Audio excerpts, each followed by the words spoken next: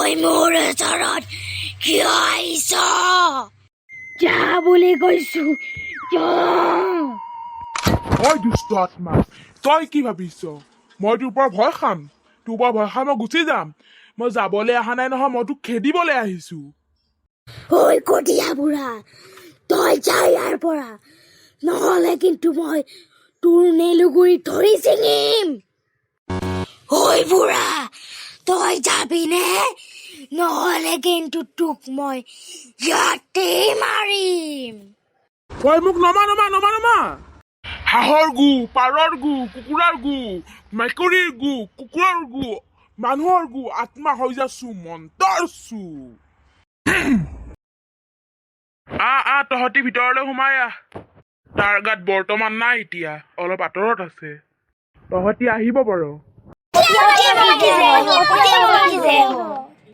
কটীয়া বাবা পিছে ভালকে এৰিল নে? তাৰ গাটোৰ পৰা বাৰু আঁতৰি গৈছে, কিন্তু তাৰ ওচৰে পাজৰে ক'ৰবাত ঘূৰি আছে। তহঁতি অলপ সাৱধানে থাকিবি দে, কাৰ গাত সি আশ্ৰয় লয় কোনো ক'ব নোৱাৰি। কি কৈছে আপুনি এইবোৰ? কেনেকুৱা ভয় লগা কথাবোৰ কৈছে? আকৌ এতিয়ানো কাৰ গাত আশ্ৰয় ল'ব? আইও, বৰঞ্জাৰ ভূতটো মোৰ গালে নাহিলেই হ'ল আৰু। অ বাবা, মোৰ গাতে সোমাই যাব নেকি? ৰহে ল'ৰা, এতিয়া ভূতেহে গম পাব কাৰ গাত ল'ব, আমি জানিম নেকি কিবা? মোৰ কিন্তু বহুত ভয় লাগি আছে, কেনেবাকে যদি মোৰ গাতে সোমাই যায়। অতিয়া মতিয়া চতিয়া জয় বাবা কটীয়া। মই ইয়াতে কেনেকে বহি আছো? কিয় বহি আছো ইয়াতে মই? বৰন্দা, আপোনাৰ গাত ভূত সোমাইছিল। এই ধেমালি নকৰিবা দেই, এইবোৰ কি চুপতি মাৰিব আহিছা? আগতে মোক কোৱা, মই ইয়াতে কিয় বহি আছিলো? তাকেতো কৈছো, আপোনাৰ গাত ভূত সোমাইছিল।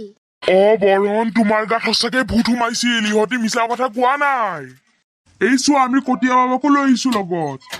হে, আপোনালোকে এইবোৰ কি কৈছে? ক'ৰ পৰা আহিল ভূত? আৰু তেতেলী খাবলৈ যোৱা সেই তেতেলী ভূতটোৱে তোমাৰ গাত লাগি আহিছিল। এতিয়ালৈকে বোলে ভূতটো যোৱাই নাই, আমাৰ ওচৰে পাজৰে ঘূৰি আছে ক'ৰবাত। হে, হিতেশ দা বেলেগত নহয়, আপোনাৰ পিছপিনে আছে ভূতটো। মই মৰিলো। ভয় নকৰিবা, মই আছো নহয়, কটীয়া বাবা আছোতো। মই থাকোতে কোনো ভয় খোৱা দৰকাৰ নাই, মই চব দুষ্ট আত্মাক ভস্ম কৰি দিম। নোৱাৰা মোক ভস্ম কৰিব। তই নাজানা নহয় বোপাই, কটীয়া বাবাৰ কিমান দম আছে। আজি তোক ইয়াৰ পৰা মই খেদিহে এৰিম। কটীয়া বাবা, ইয়াক ইয়াৰ পৰা খেদক, নহলে কাৰোবাৰ গাত সোমাই যাব, একো ঠিক নাই। তুমি চিন্তা নকৰিবা বালক, মই আছো নহয়, কটীয়া বাবা কি জয় হো। হুৰ কটীয়া কি? হাঁহৰ গু, পাৰৰ গু, মানুহৰ গু, কুকুৰৰ গু, মেকুৰীৰ গু খাই হৈ যাছো মন্তৰ চু। কি কৰিছ মোক যাবলৈ দে, মই যাওঁ। ক, আৰু নেক্সট টাইম তই ইয়াতে আহিবি নেকি ক? আৰু মই নাহো কেতিয়াও, এৰি দে মোক, এৰি দে।